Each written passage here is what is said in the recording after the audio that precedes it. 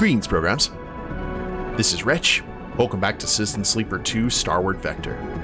And in the last episode, guys, we found out that we have a lot to do and not a lot of time to do it. Our brief respite here is about to end here on the far spindle, and we have multiple things that we have to try to accomplish. We've got Cadet. We're trying to get the drive the Cadet hid in the Stripline Express. Also, we have the spring tide, which is venting out its supply of water for the station that we have to try and repair. So we've basically got to hope that we are able to get some good dice here as we end our cycle. I don't know if that's actually going to be the case, but we are going to give it a shot. Fingers crossed. I don't know which we need to do, which would be the priority. Okay, we got some good dice. Hallelujah. Alright, let's go to the spring tide. We have some progress to do here for our interface. 50% positive, 50% neutral. So we need to use the really good dice here. And 1, 2, 1, 2. We could probably save the spring tide here this turn. And then start on Cadets. Okay. Let's go ahead and try and reroute the flow. 100% positive. I'm really going to try it if we can have our cake and eat it too, you know?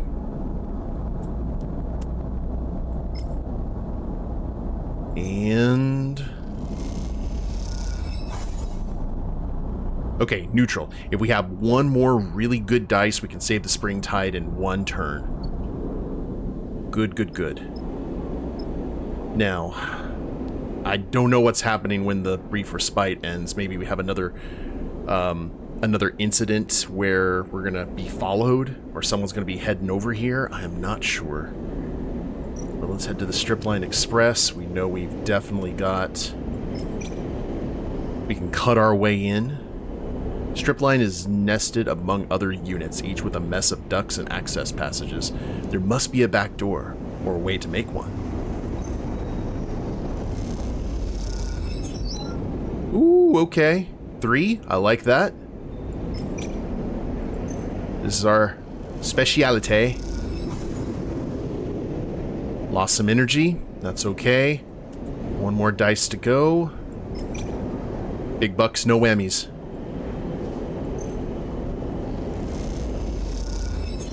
Yes! Excellent.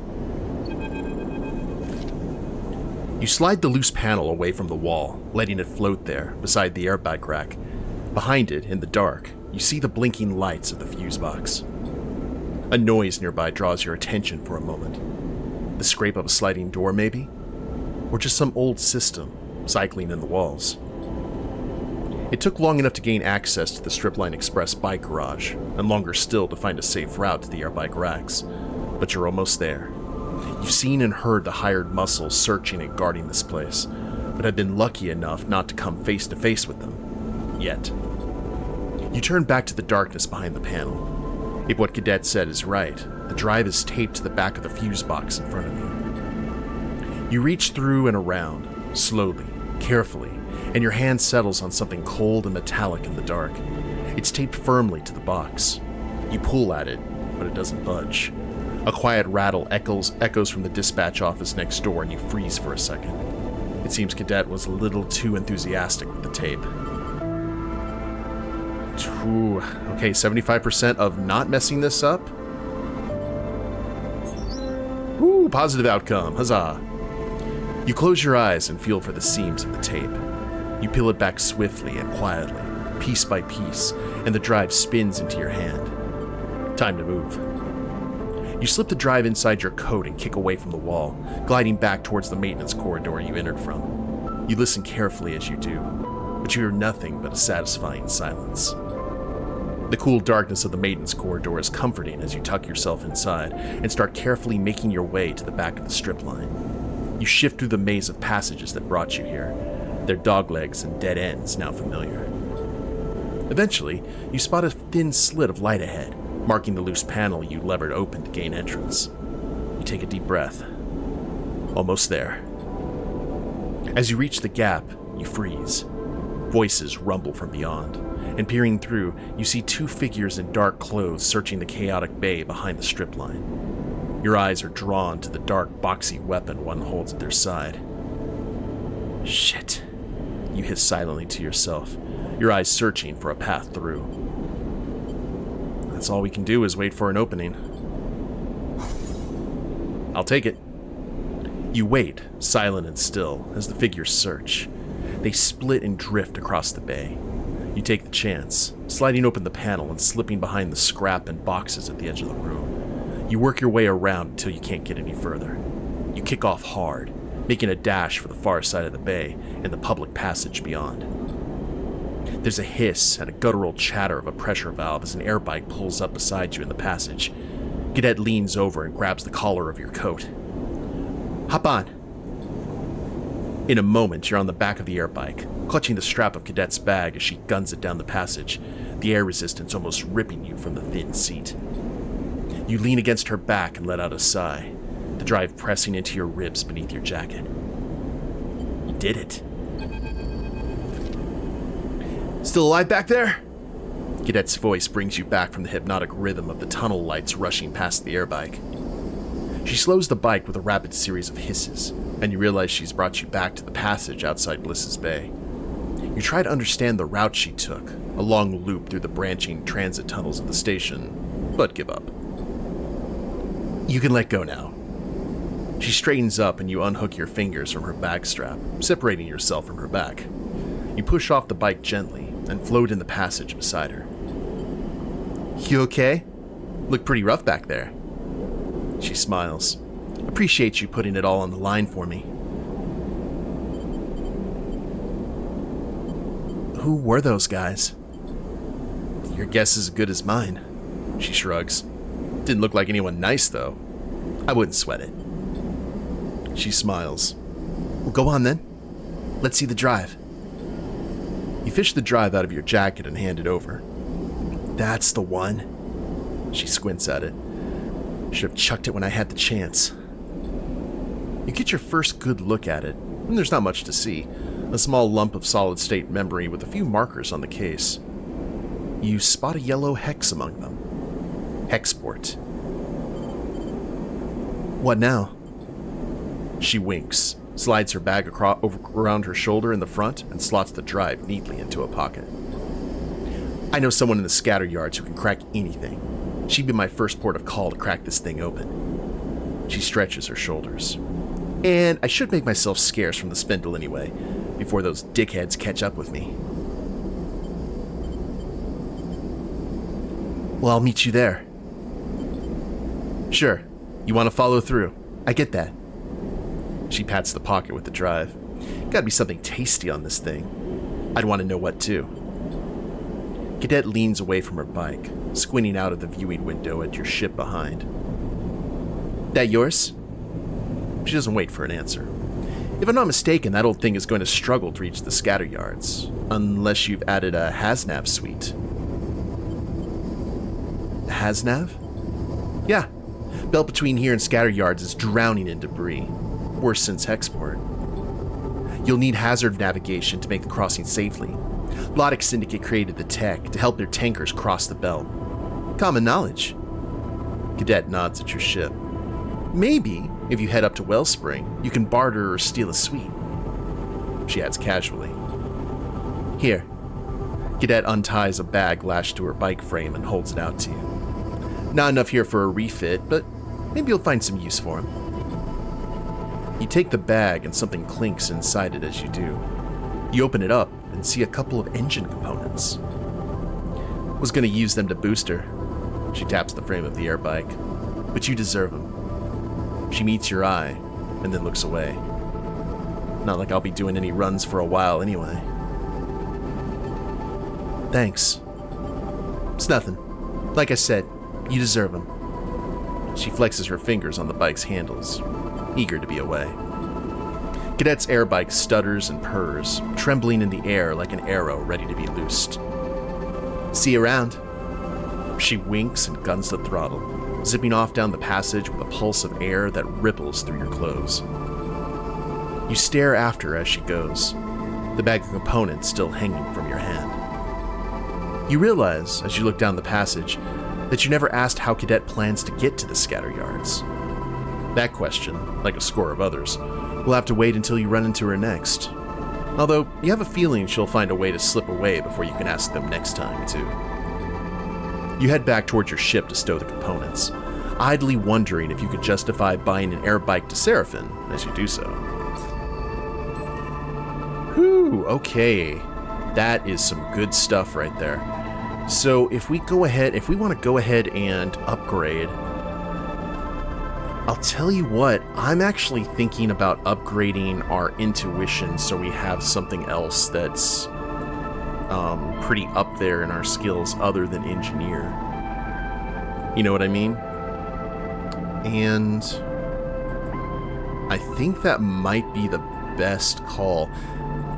I don't know if we need to be a jack of all trades or a master of none, but I mean, to get Endure up to this, I'm going to raise up Intuition. Engineering and Intuition are usually go hand in hand, I'd like to think. The die is cast. Okay. Pretty good, all things considered, I would say. Now all we got to do is try to find... Oh, we also have the Pinnacle Explorer. I completely forgot this, too. Well, let's see what happens at the end of our respite. Hopefully we don't have to just run out of here as quick as we can. So we got all of these engine components. Let us... Spindle Trade Hall. Was there buy fuel, buy supplies.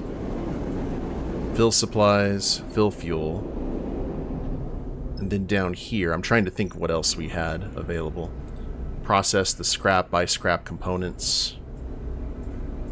And what was the other thing here? Spindle's Edge. Ceiling shift. Oh, that's just a way to make some money. Okay. Let's see what happens here. Don't really have a choice in the matter, do we?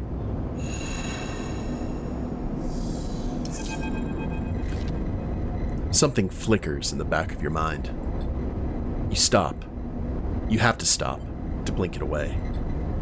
It's a tightness behind your left eye, an aching point that refuses to move. And then the voice begins, hissing through the background noise of the rig's systems, a new whine amongst the chorus of the life support and ventilation. Sleeper. The hiss brings Lane's sharp features to mind. I suppose you thought you had slipped my net. Hexport jumps into your mind, an image of the station emulating in white light, though you were not conscious to witness it. You're distant. His voice hisses into white noise. But you're not free of me yet. I'm coming, Sleeper. The hiss drops. And I will retake control of what is mine. The closer I come to you, the more you'll feel it. Lane moves your finger to tap your forehead. In here. Until you cannot resist. A bright smile. Pale eyes. A growing hiss that hurts. Then the hiss is gone. The rig suddenly quiet, the stinging tightness diffusing behind your eyes. But the fear remains. Sleeper, you good? Seraphin's there, floating by your berth. You were talking. Lane is coming. Seraphin looks alarmed. You feel him, right? He looks away. We can use that, though. Stay ahead of him. He squeezes your shoulder. We can do this. We are smart and fast. We keep moving. We don't stay anywhere for long. And we find a way. He frowns. Somehow. You nod. You don't know how Lane is able to reach into your mind like this. how he's able to speak into you, but you want so desperately for it to stop. You must find out what he's done to you before it's too late. You must stay ahead of Lane at all costs. Lane is hunting you once again. His progress will be tracked by the hunt clock. If this is filled, he will catch up with you. It will increase once every cycle you spend in a hub. However, each time you travel, the hunt will reduce by 3. If you keep moving, you can stay one step ahead of Lane. Oh, that's interesting. So many new features in here. Okay, so we do have some good dice. Let's go ahead and go to Nemba's kitchen and earn ourselves a meal. Well,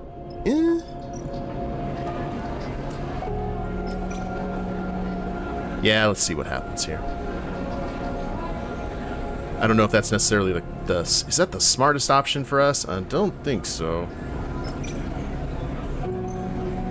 Trying to earn our meal. Yeah. Sleeper! Namba wants to see you. You nod to the other volunteers as you wipe off your hands and clip your cutlery to the magnetic rack. You drift out of the improvised canteen, on your way to the kitchen in the back. It was a busy shift, and each shift seems busier than the last. That makes sense, of course. You've seen the steady flow of refugees arriving from the inner system, and most of them, with barely a chit to their name, end up in the underhang. As you cross into the kitchen, you can still hear the rumble of the refugees' conversations through the hatch. The other chef leads you past the rehydrators and the hand-built centrifugal oven to a small office unit at the back of the kitchen. They knock on the door for you, then glide away to finish their own meal, leaving you to wait by it. You look around the small but carefully arranged kitchen as you wait, your shifts here having left you familiar with the mix of improvised and salvaged equipment, some of which you had never seen before you came here. Come in, Sleeper. Nemba is perched at a desk, uplit by a small transparent terminal screen, reading glasses perched on the end of his nose. You've seen Nemba before, but not as much as you'd imagine you would while working at a place called Nemba's Kitchen. Even though there isn't a proper sign out front, everyone in the underhang knows its name. The man himself is more of a mystery. Apart from the occasional barked order in the busy kitchen, he's little more than a blur to you. Why do you work here? He barely looks up from his terminal screen, the scrolling text reflected in his lenses. I want to help. Uh-huh. Nemba stops scrolling the screen and looks over his glasses at you. You do well here, Sleeper. You are fast, precise. You're doing good work. He goes back to scrolling. Thanks. Nemba lifts a hand in response. That is my worry, Sleeper. Good workers like you, they move on fast. He leans back and looks at you. 10 cycles, maybe more, maybe less, and then they're gone. And the team? The team gets used to having them here, gets used to working at that pace, and then suddenly, they have to work differently. They have to pick up the slack, change jobs, change stations, and a few of them think, well, maybe it's time I moved on too. So what I found is, good workers are trouble, especially those who come and go, like you. He pauses, watching you. I'll let him speak because we can't stay here for long. He's kind of spot on. This place, it runs on consistency, Sleeper. Those that turn up every cycle, good or bad, they get the people fed. He takes off his reading glasses, inspecting them for smudges. And let's be honest, that ain't you. So, let's cut to it. I can't use you in the kitchen anymore. You're done. He shrugs. Sorry. But this place also runs on all those machines out there, on the suppliers I can rope in, the donations. Feeding refugees from the inner system is logistics as much as it is chefing. He shakes his head, which is why I'm cooped up in the back. So, maybe you're gone. I never see you again, okay? Thanks for coming. We'll soldier on without you. But maybe you'll still want to be useful. Maybe I heard you have a ship. He smiles at you. Yeah, Maybe I heard you chatting. And maybe I have a little something held up in a place only a ship like yours can reach. I negotiated the purchase of some valuable inner system spores from a group that came from there, but they somehow ended up at the depot in Greenbelt. Nemba sighs. So, if you head to Greenbelt and you find the delivery and you bring it back, well, Nemba looks at you pointedly. That would be helping. That would be the kind of helping a good worker, even an inconsistent worker, might be able to offer me. Nemba squints at you. Seems like the kind of thing that someone genuine, someone who wants to help for real, might do, don't you think? He doesn't wait for your reply. But it also seems like the kind of thing that might sit on a list of priorities for you so long it disappears and never gets done. I've seen that happen too. I guess we'll find out which it is. He deftly places his reading glasses back on his face and continues to scroll the screen on his terminal. You know the way out, sleeper. You turn in the doorway, slightly taken aback, and it slides shut behind you. You glide out through the kitchen, through the improvised canteen and the people eating and chatting there, and into the cold underhang passage beyond. All the time considering what you might do next, and recalling that persuasive glint in Nemba's eyes.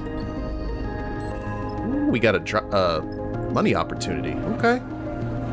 Like that, deliver spores. 4 packed spores. So we just got to remember to do that. Let's go ahead and buy some...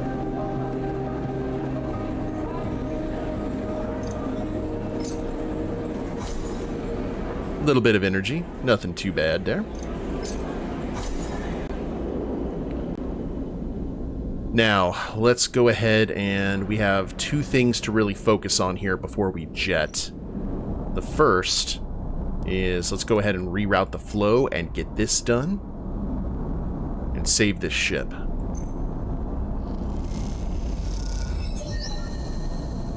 Whew! Minor drive complete, 1 upgrade point. The spring tide seems stable now, even if a huge amount of water has been lost in the process. Can't make an omelet. You watch from the docking bay's viewing window as the crumpled, vast hull of the Springtide is finally welded shut by a score of bright torches, flickering against its side. Everywhere I look, I see a crisis. The voice comes from beside you, and you turn to see a man floating there, watching the repair work. You don't recognize him. I saw you out there, helping the crew. He turns to you with a serious look. The far spindle needs that water. You aren't wrong. He pauses, watching you carefully. I haven't seen you on the spindle before. What, if I may ask, is your business here? I'm running a crew. He nods. I see. Springtide is my ship. His face remains impassive. At least, I am her captain. I do not own her. The Lodic Syndicate, my employer, was the one who put her into service. Glad to meet you. He bows his head gently. So you have my thanks for assisting with the repairs. We were caught by some autonomous Conway munitions. He looks out at his ship. The Wellspring run is getting more dangerous every cycle. And after Hexport, he pauses. I do not expect things to improve. You both go quiet for a moment, the loss of the station still inspiring silence in anyone who mentions it. Tell me, Malik meets your eye. As a sleeper, do you feel you have advantages over others, or does your particular condition provide only weaknesses?